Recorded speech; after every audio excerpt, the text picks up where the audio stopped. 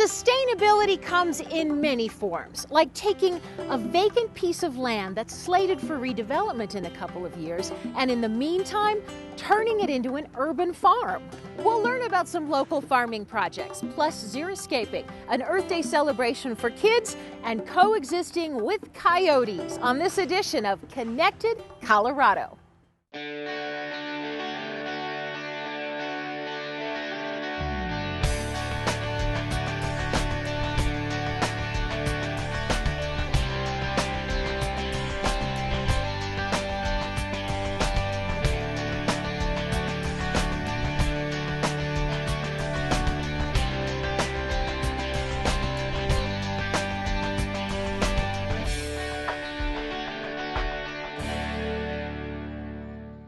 Hi, I'm Wendy Brockman. Colorado used to be the carnation capital of the world, but because of cheaper labor in other countries, the industry in our state withered, and greenhouses like this went vacant.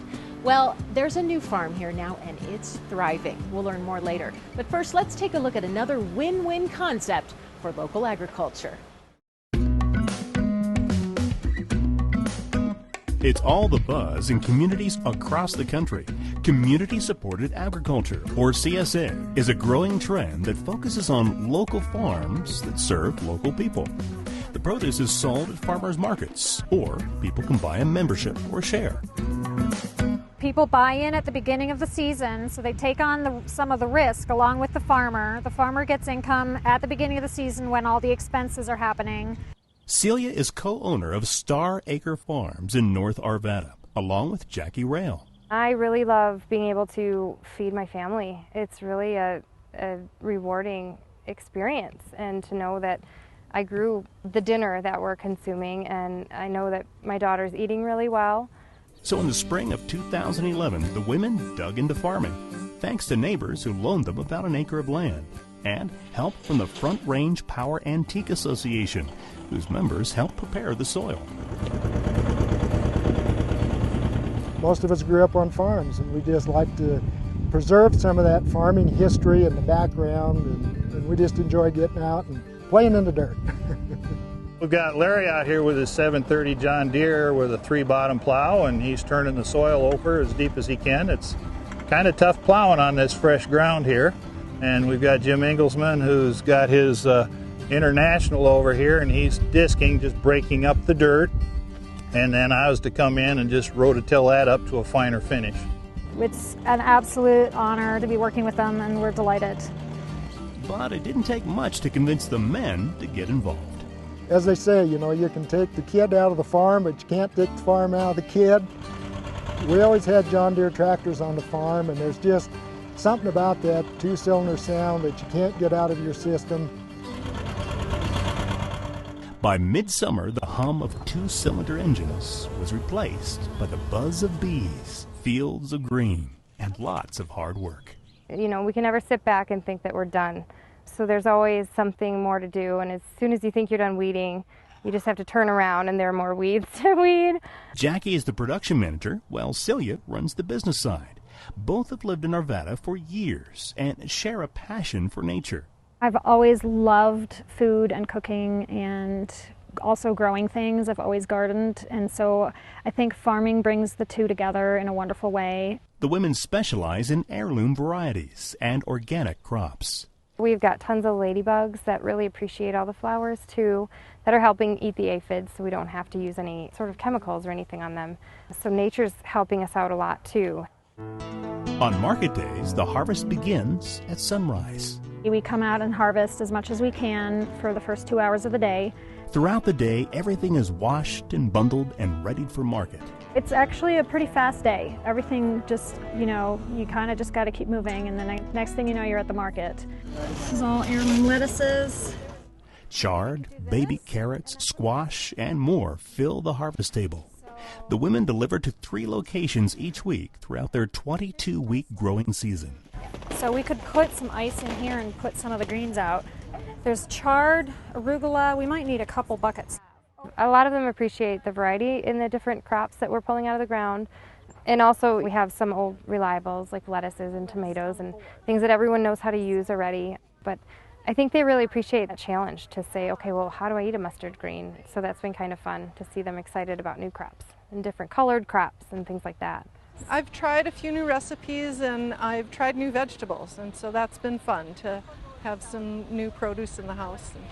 It's trying new things, it's being a part of the community, that smaller carbon footprint. For Celia and Jackie, the CSA has pulled together everything they hoped for, from members to new customers at markets to community support and neighbors who've shared their land. We're so thrilled that they've taken a chance on us and that they want to be part of this project, and we also thank the community of Arvada for encouraging urban farming and for making this possible. We've turned this empty field into something beautiful that can feed Arvada too, so I think that's really great to be part of. I'm here now with Rich Naha of Circle Fresh Farms in Wheat Ridge. And as we mentioned earlier in the show, this greenhouse used to grow carnations, but that industry fell to the wayside. So what was the condition of this property like when you took over? When we found this greenhouse, it was, they had padlocked the front door. There were plants throughout the greenhouse that were dying, and roof panels were flying off, and water pipes were breaking. It was a mess. It was on the verge of being a blight for the neighborhood. So what do you grow here now? We grow 4 different varieties of tomatoes and mini sweet pepper. How long have you been in business? Circle Fresh has been in operation since March of 2011. So how many tomatoes would you say you grow in a year? This facility will produce 400,000 pounds of tomatoes every year. What?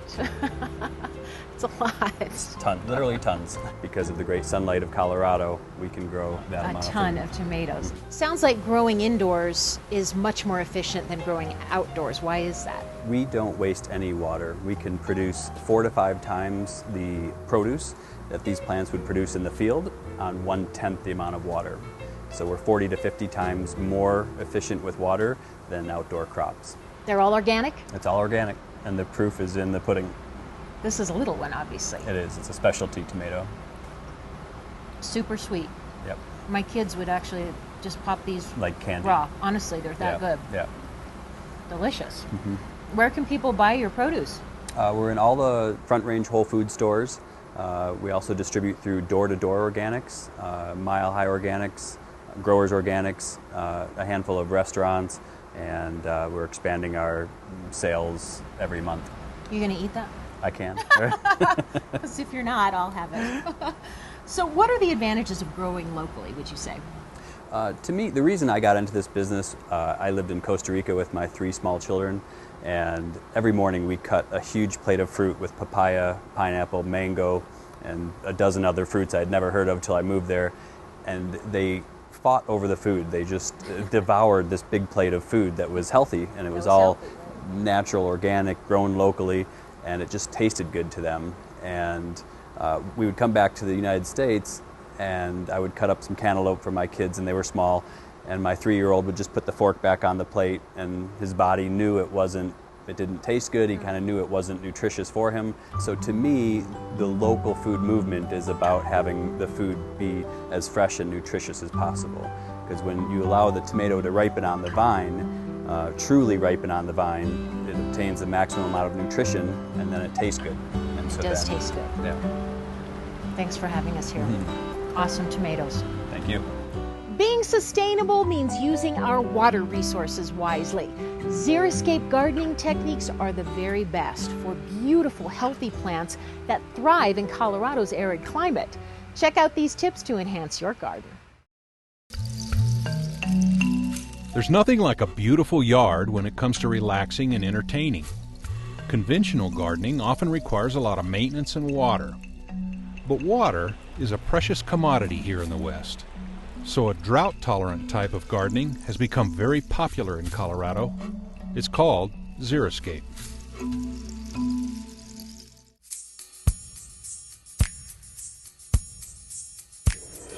For the last several years, the city of Lakewood has emphasized xeric gardening over any other kind.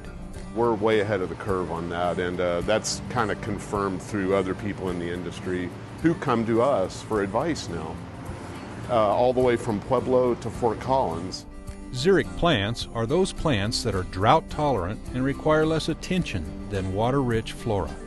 we've started to convert annual beds to perennial beds, to xeric perennial beds, and we're still in the process of doing that. We want to save some annual flowers for the public because everybody does love those. But in the process of doing that, we've also converted a lot of medians. We're in the process of still doing that as well because they get so much attention and visibility out there. Savvy gardeners are learning about xeriscaping techniques and discovering that xeric plants can be just as satisfying to grow as more traditional flowers and ground cover. Annual flowers are a great, beautiful thing to look at, but they're only something you can look at 5 months out of the year, and they use a lot of water. The Kinderclay Gardens has a huge variety of species of plants now.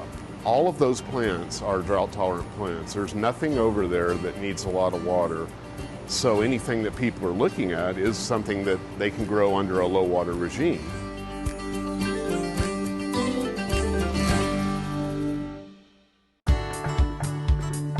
Lakewood factors in 7 steps when it builds a xeriscape garden: planning and design, soil improvements, installing efficient irrigation, zoning of plants, mulches, turf alternatives, and appropriate maintenance. Start with a site plan and mark those areas around your home where you want to plant gardens. Since western plants, which usually are xeric plants, do well in a mineralized soil, check to see if you have soil with a lot of clay or sand. Heavy clay soil can actually drown xeric plants, so amend the soil is necessary for good drainage. My first tip to anyone that wants to grow a xeric garden is find out how your soil drains. Xeric plants don't like to have roots that are wet all the time. They need water like any other plant, but they like the water to drain away. And xeric plants, where they grow naturally, that's the type of soil it is. It's a highly mineralized soil, which is a soil that has a lot of rock and a lot of gravel and not a lot of organic stuff, compost. Very good way to kill xeric plants, put a ton of compost on it. So it's completely opposite from what most people are used to doing with their traditional garden plants. You can water a xeriscape garden easily by hand or with an automatic sprinkler system. Xeric plants need water for a good start, but not as much water as annuals. When people hear xeric and they buy xeric plants, they want to go and plant them and not water them. They need water for at least the first 6 months to get established, whether it's a xeric or not.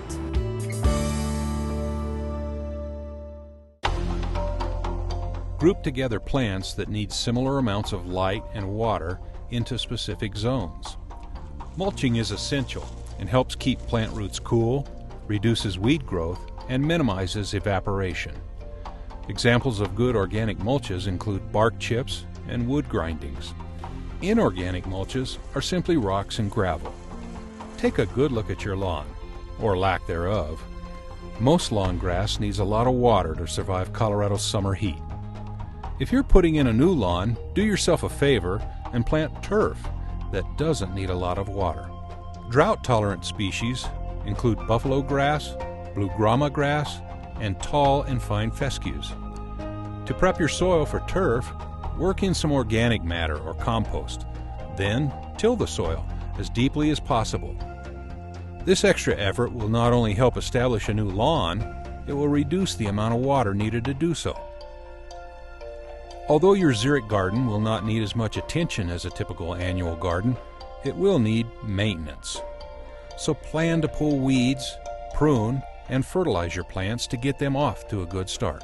In terms of maintenance with a xeric garden, the fact that the plants natively grow in such harsh environments, they don't like a lot of coddling. As a matter of fact, a lot of coddling usually will end up killing the plants. So best thing to do is get your soil right, put your plants in, monitor them, and of course water them initially to get the soil settled around the root systems.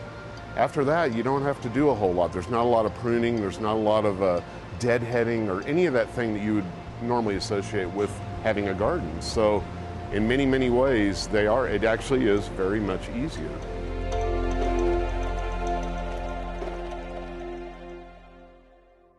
Lakewood has a helpful guide on its website to assist you in creating a xeric garden.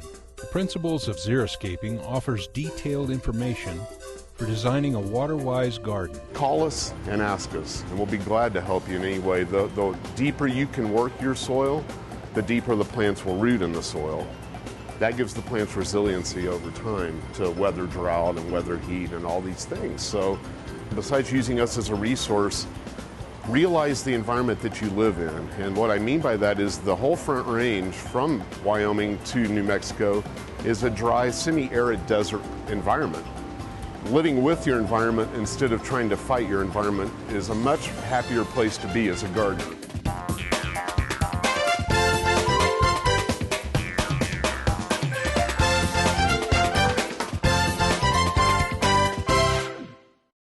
As we mentioned earlier in the show, this vacant piece of land is slated to be redeveloped in a few years. But in the meantime, it has been transformed into True Roots Farm. One of the co-owners, Dan Gravy, is here now. Thanks for having us. Thank you. Thank you for coming by. You're in kind of a suburban/metropolitan area, so how did this quarter-acre garden come about? This place came about by us just trying to poke around for a place to grow vegetables on, a big garden. And my wife, Krista, managed to kind of hunt down the owner of this lot that's right by our house, and had a conversation with her, and she was very receptive to the idea of doing something like this for a period of time. And from there, we just kind of had to work out a little contract with her and kind of get things going. So you only have this land for a couple of years. Then what happens after that? I don't know quite yet. You know, we've got at least for a couple of years. We may or may not extend that. If we don't, then she's just going to kind of possibly gradually develop, or maybe just scrape the whole thing and we start over somewhere else. So where can people get your produce? We're actually going to put up a little market stand right up front there. We're going to put in a little small parking lot and maybe bring in another vendor or two, hopefully twice a week, and set up our own little tent and just have kind of a little mini farmer's market right on site there. Love it. A cool local farm for wheat right now. I mean, we've got all this kind of potential just to, you know, let people know where they can. So it's just kind of a roadside stand, and it's easier for us. And great. Yeah. It's such a creative idea. Thanks for having us here, and good luck with your venture. Thank you so much for coming out. You bet. I appreciate it. The United States has celebrated Earth Day since 1970, but actually every day is Earth Day. And getting our kids involved helps sustain us for generations to come. Let's take a look at a recent Earth Day celebration in Broomfield. Why are we here today? For Earth Day! It's the Earth Day Science Camp for kids. We're at the Broomfield Community Center and we're celebrating Earth Day, and we're doing a bunch of science experiments so kids will be aware not only about just clean water, we're talking about sustainability. We want them to be aware of their earth in general, air, water, and soil, and we're doing some science experiments trying to get them interested in science. Yeah, there's good bacteria and there's bad bacteria. There's bacteria everywhere. There's millions and millions. Exactly, we have it on our skin. We've been doing it approximately for 8 years. It's Earth Day, and this is the first year we've actually added science experiments to it. Because of the sunlight getting into the plant, they suck in that carbon dioxide, and this really cool chemical reaction happens inside the plant. It gives the plant food, but at the same time the plant breathes out oxygen. Isn't that really cool? This is not an event where they just come and listen to talking heads. They actually participate, and they have something to take home to remind them about what they learned. The Earth Day is really important because it helps the Earth so it doesn't get sick, and so you don't get sick.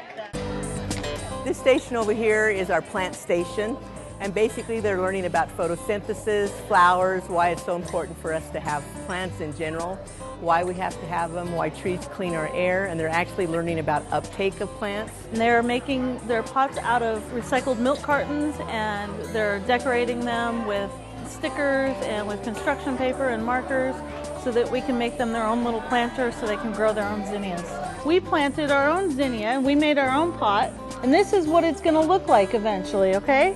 So what we do is we color your papers first, put stickers or color with markers, and then when you're done with those, I'll go ahead and fasten it by stapling it to this box. Oh, this is awesome. This is great fun helping out with the kids. So they kind of look forward to be good stewards of their environment when they get older, and then teaching and passing on to the future generations. So it's a great thing that they can learn to do right now. So I'm just going to give it just a little bit of water. See what we're doing? We're just giving it just a little bit. The water gets sucked up through the stems of the flowers all the way up to the petals. And when it's sucking up colored water, then it makes the petals that color. That's really cool, isn't it? Today I'm going to talk to you guys about composting and the creatures that do the composting, which are called decomposers. I have vermicomposting, which is worm composting, set up over here, and I was basically just talking about decomposition and how it works and the decomposers and the different animals that do that and why it's important to compost and keep all that excess food, scraps, and leftover food out of the landfill. Okay, so do you guys want to look at the worms? Yeah. Okay, and do you know what these worms are called? They're called red wigglers. They're green. Why are they green? Look, when I turn it though, look, they turn different colors. They're like rainbowy, huh? Rainbowy green. That's what we use to drink. Our third one is our water station, where kids can learn about where water goes when they flush their toilets, where their drinking water comes from, and how to keep our streams and our stormwater clean here in Broomfield. They're doing a lot of experiments about specific gravity to see what'll float or what will sink, or what goes down their drain if they throw grease down their drains. And we actually have a lava light, which is introducing not only specific gravity, but they're also learning what actually is soluble with water. All our adults work either for stormwater, wastewater, or the environmental labs, so they're all associated with something dealing with the environment. They work for the City and County of Broomfield. It's more than just a team. They love the educational aspect to actually help people learn more about how they're impacting their work here in Broomfield. Broomfield's always been a very close community because they want their kids to learn, and hopefully next year we're going to even do more other than just science. We'll do a STEM class, which is science, technology, engineering, and math.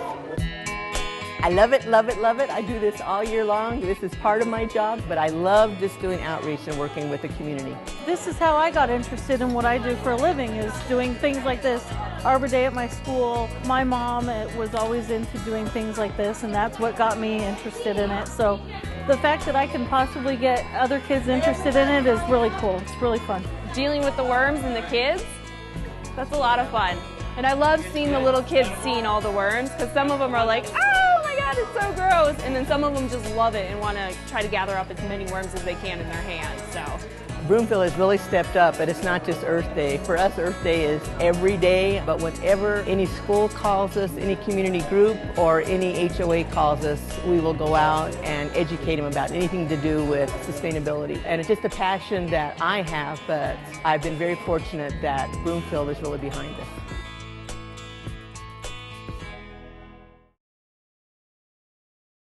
As neighborhoods spread out, we encroach on the habitat of wildlife. Part of sustainability is coexisting with wildlife, including coyotes. Colorado is coyote country. Also known as the prairie wolf and desert wolf, the coyote traditionally lives in arid climates such as the Front Range and High Plains. This land was home to the coyote long before it belonged to us. Lakewood is very lucky, as is all of Colorado, to have many green belts and open space areas that really provide a lot of conduit for wildlife to move in and out of what is basically human-populated areas. Coyotes are regarded as intelligent and determined animals that are highly adaptive. They can eat anything humans can eat, as well as insects and small rodents. Coyotes are very helpful at controlling vermin and other pests who live around human communities, and they do so without the use of harmful poisons. They do really well where people are in general, because people create trash, which creates rodents, which creates prey and things for coyotes to eat. If you live near a park, open space, or even a golf course, you're likely to see coyotes from time to time. Coyotes are especially active during the summer months when new pups are stepping out of the den and learning to live and hunt in a larger world. Coyote mothers are very protective of young pups and have been known to challenge dogs and people who come too close to their den. If you're in a yard and they're denning nearby, they see your dog as a threat to their pups. So they can definitely exhibit aggressive behavior. They're also opportunistic predators. They will go after anything they can. If it's easy and they can get a meal and they have pups to feed, they will go after an unintended dog. That's why we think it's really critical for people to be extra specially careful. Although coyotes rarely attack humans, they do attack small pets like dogs and cats that are left alone. When walking your dog along trails or in parks, keep it on a short leash and keep it under control. While most coyotes will stay away from you, they may view a pet on an extension leash as prey. And unfortunately, pets, even large dogs, are no match for a coyote. What you need to remember also is that anytime your pet is outside, it can be a part of the food chain. So it's really critical for pet owners to protect their animals and do everything they can to make sure that their animals won't be in harm's way. Coyotes are bold enough to make a den near a house or even under a porch in order to gain easy access to food and water.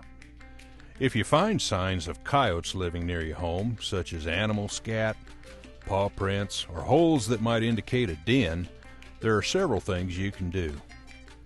Place ammonia-soaked rags and pepper around the den openings. You can also use mothballs.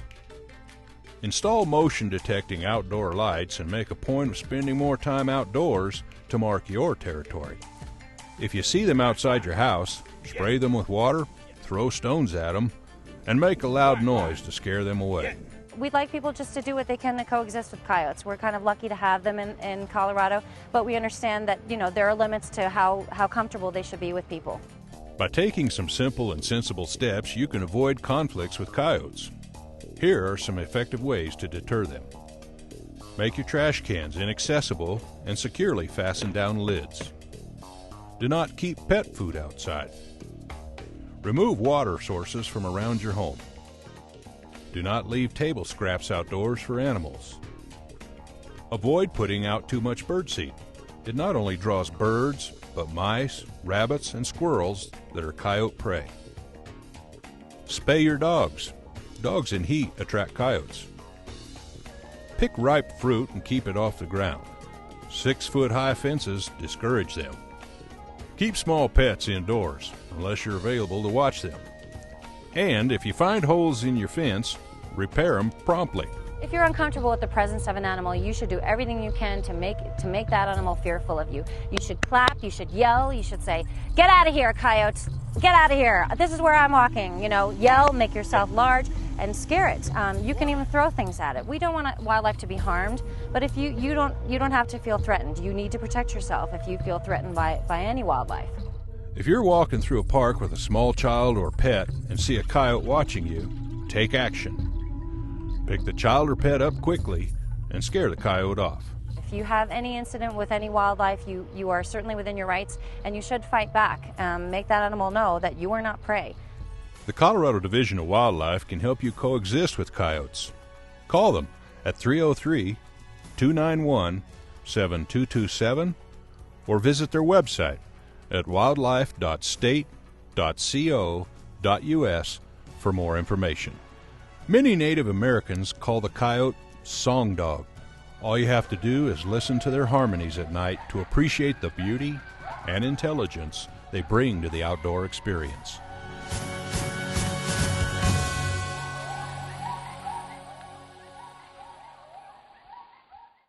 Becoming sustainable is a process, and every step we take towards sustainability makes a difference. Thanks for watching. We'll see you next time on Connected Colorado.